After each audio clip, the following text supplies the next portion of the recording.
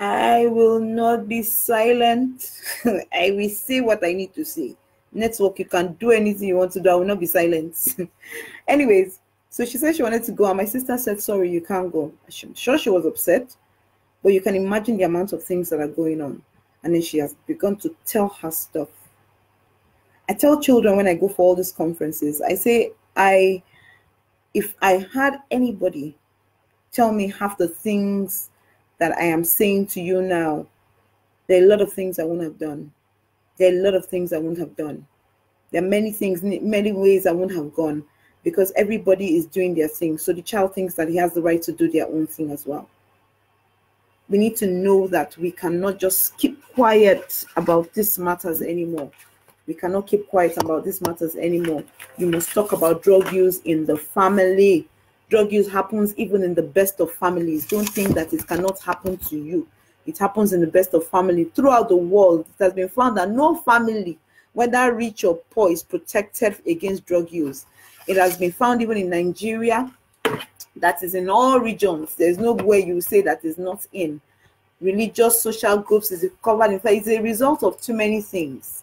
But we will keep talking about it. A person using drugs may become aggressive, he may become violent, he may become quiet, withdrawn, detached, emotionally removed from surroundings. There are no simple answers actually to drug use in the family, but there are different things that can help. I keep talking about education. Somebody was saying that, are we not exposing these children to too much? I said before that we are not exposing them to too much. It is important that you let them know, because there are different stages of drug use. There's the experimental stage. Okay, Saitima. Okay, my niece, she wanted to go for a party. She wanted to go for a sleepover. And my sister said, no, you cannot go for the sleepover. And the girl was upset. But sometimes we have to stop them. You know, you need to just stop them. This girl, I waited for her for 14 years old. 14 years. So before to give her everything that you want to give her. See, we waited for you for 14 years. In fact, one of my aunties was calling her finally. She was that precious to everybody. But we decided, my sister said, no, if I do this to you now, later I'll be the one crying. I talked about that woman that let her child do all of those things that she said later that she knew what he was doing, but she didn't know how to. She didn't know how to stop him. She didn't know how to tell him. She didn't know how to ask for help. Tell anybody anything. So instead, she allowed him to continue to indulge. I went to speak in a school yesterday, and in the children, at first I was a bit worried that, you know, these are sheltered children. Maybe they will not know. Let me just tell my story and just carry myself and go. When these children started to name names, when they started to talk, in fact, they were asking me, using this, is it drug abuse? But what if you just want to use it to sleep? What if you just decide that you know why? It's just to sleep now. It's not like, I know that it's not very good, but can I use it to sleep? Guess what? They're seeing their parents use those things to sleep. Their parents are abusing. Their parents don't even know that what they're doing is wrong. How would they teach the children that that they shouldn't do such things? Like I was saying, there are different stages. There's the social use, there's experimental. After a while, it's recreational. After a while, it becomes heavy use. After a while, you become dependent, which means you have become an addict. That's when they need to carry you to rehabilitation center for them to do a detox and help you get out of this. But you know that we can stop this before it even gets to that point. We can make sure that it doesn't ever get to that point. Not long ago, one woman came, said they rushed her daughter to the hospital. What happened? They went for a party. They gave her a drink. You know those red cups? They poured the drinks. Of course, they were her friends, the people that she's comfortable with, you know, her circle, her close clique people. So they were all hanging together and they gave them drinks. And then the last thing she remember, they woke up in the hospital sometime later, and she had become violent. So they had to sedate her. They put her down. They checked her for drugs. They did a drug test, and they found out that she had, ingested some drugs. But the way she was swearing and, denying, it was obvious that this girl did not take those drugs on purpose. So you know what happened, of course. They were dropped from the party. I heard about the party not long ago, where they went.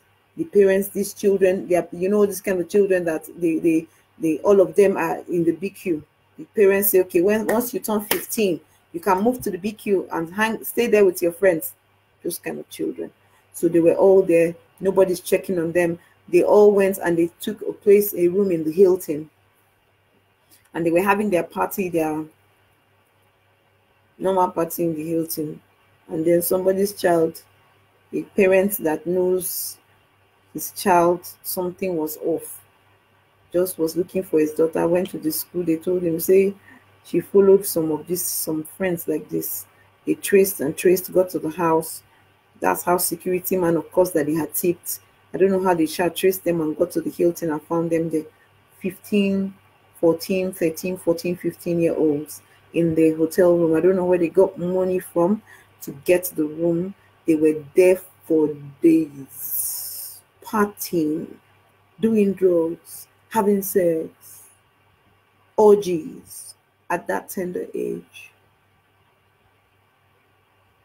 The Bible says, train up a child in the way that he should go, and when he's older, he will not depart from it.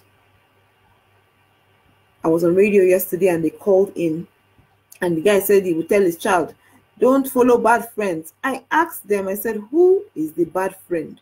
You that thinks that your child is a good child, because most of the parents, when they come, they will say, no, not my child. My child is a straight A student. My child is a good child, always reading her Bible, goes for Bible studies. If each one looks at their child, we will have less of these problems. Everybody just take your own and decide that is the work that you're going to do. And if you have put that much into your child, by the time the child turns 18 and leaves the house and goes to mix with the rest of the children in the world or in school, trust me, you will have put enough for that child to be able to say no to anything that is not right. You will have put enough in that child for the child to say no to drugs. Sometimes you don't know. If you have a child that just likes to feel good, watch that child very well. All those feel good things. You just want to, mommy, when I drank the cold water, it was sweet in my belly. Then you now be drinking cold water every time. I'm not saying it's cold water in itself, but I'm just saying any feel good child that just decides that you just like to feel good. Watch your child very carefully. Watch. There are signs to look out for. Many, many signs. Okay, Saitim, I saw that you said if someone was arguing with you that drug use is more prevalent among the less privileged, know that they have more access. That's not true. There are different types of drugs. There are drugs that if they tell you what the privileged children are doing, it will shock you. You don't understand what those children are doing. It will shock you. Leave all those things. So everybody has their own. The privileged, the less privileged, everybody has the one that they are doing that they are using. So it has nothing to do with class. It cuts across everywhere. It cuts across totally.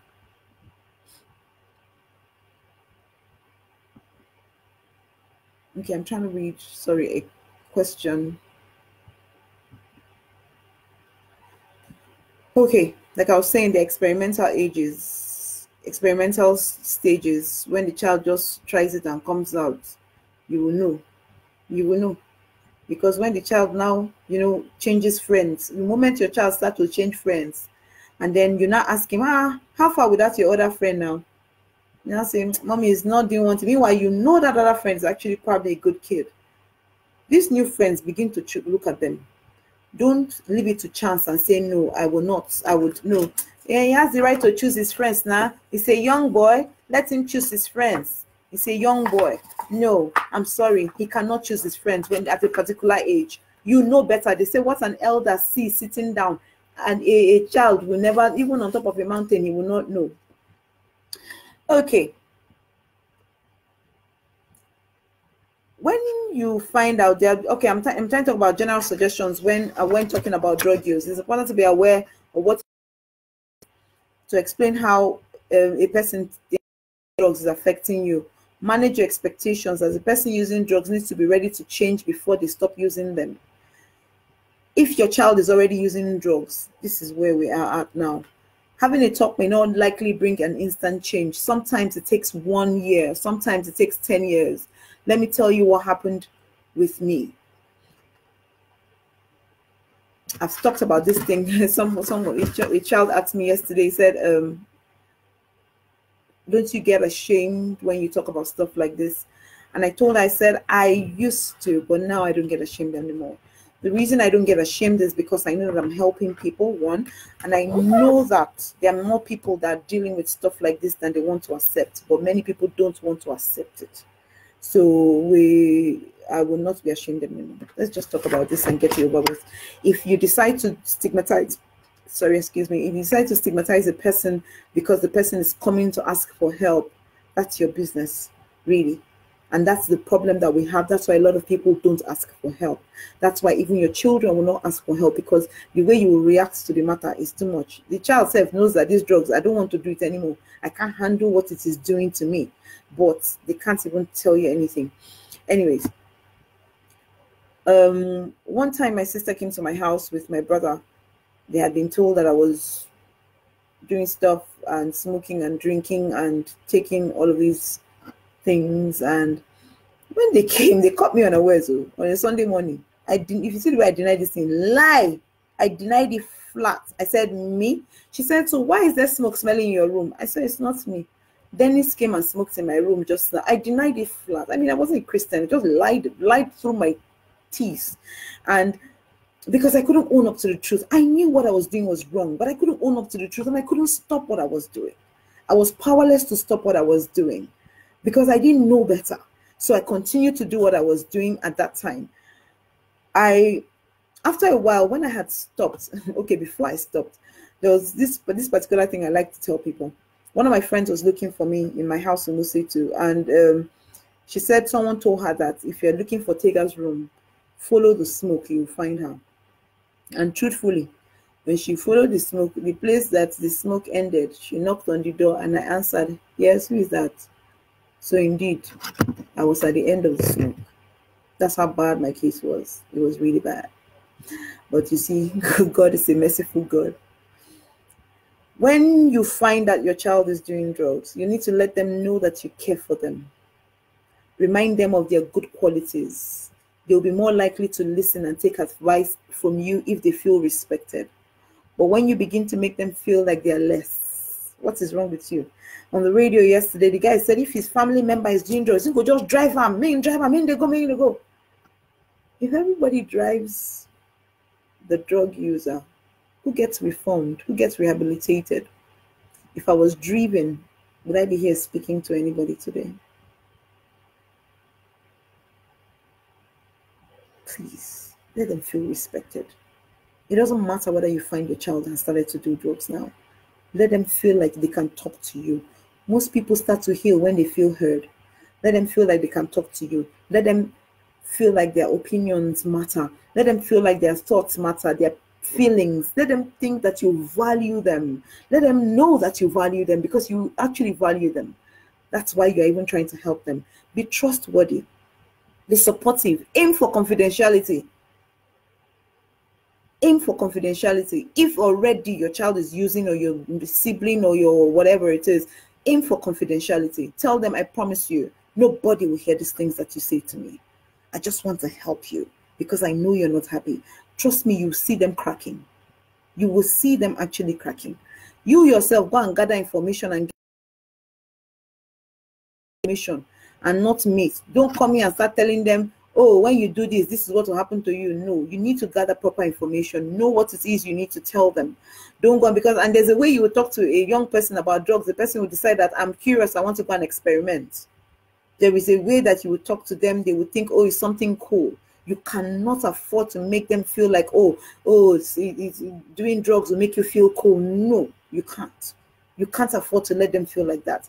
Arrange a suitable time to talk where you have some privacy and you will not be interrupted. There's something I always try to do.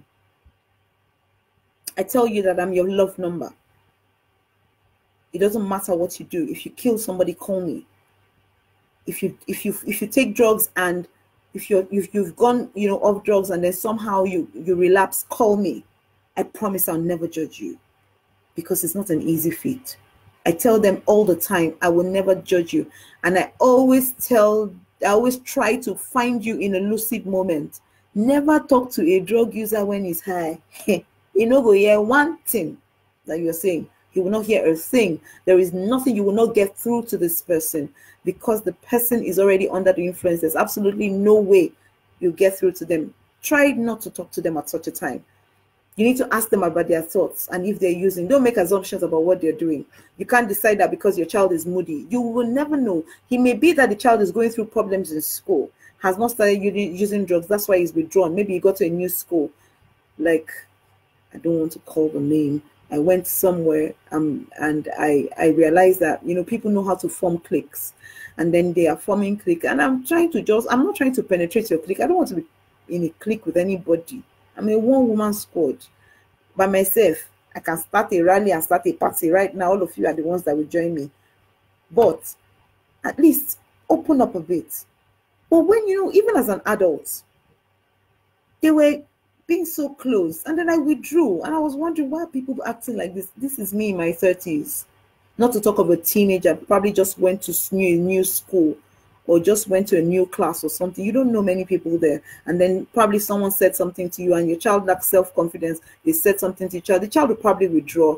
That does not mean that because I said if you see a child is withdrawn, that means he's taking drugs. No. Just look a bit closer. It may be that he has problems in school that he wants to talk about with you. Ask them what their thoughts about. And always be prepared for a negative reaction, especially if they're using drugs. They will want to rake for you. They'll tell you, what is it? Mommy, why are you suspecting me? What did I do? What is it? Every time you're always suspecting me. You will be calm. Be very calm and be very reasonable. Don't be drawn into any arguments. Be calm so that you will know exactly what to say next. You will know what to look out for. Don't be judgmental or tell them what to do, because they'll stop listening to you. Don't tell them what to do. Never tell a teenager what to do. You can't tell a teenager what to do. You need to ask them what they want to do and suggest to them. You need to suggest to them, I don't think that you should do stuff like this. Drug use. There's a way to suggest to them. You can tell your child, instead of saying you worry me when you use drugs, say I worry about you using drugs. You need to let them know that what you're speaking to them about is out of empathy and not out of instruction and, hounding. You need to let them know that it's empathy. I am your mother. I love you very deeply. And it's from a place of love that I'm doing this. They need to actually know stuff like that. Let your children know that they have you anytime when they have issues. Long-term change will only occur when someone takes responsibility for their actions and deals with the consequences. Let them know that they need to take responsibility for their actions. They must solve their own drug problems, because there's a limit to what you can do. If they don't open up to you, you can't bind them. One girl asked me yesterday, what if we lock them in a room? Somebody that is high, somebody that is a drug user. What if you lock them in a room? I said, lock them there and do what? You want to lock them? The person can harm himself now. Somebody that is already high and probably aggressive, you now want to lock him. Anyway, there are different types of effects of drugs. There are the ones that are stimulants. There are ones that are depressants. There are ones that are hallucinogens. Those ones, hallucinogens, are the ones that make you hallucinate. Stimulants are the ones that make you hyper. Depressants are the ones that make you calm and slow and on reverse. That's why somebody will just look and is moving forward, but he'll be telling you the way everything is. It looks like I'm just going backward. It's on reverse. He has taken some things. When you hear a child saying Baba Blue, my sister, Baba Blue is not Lemon Vicks. Those children have advanced. It's not Lemon Vicks anymore. They tell you they're going to buy Baba Blue, they're going to buy Refnol. Yes, Baba Blue is Refnol.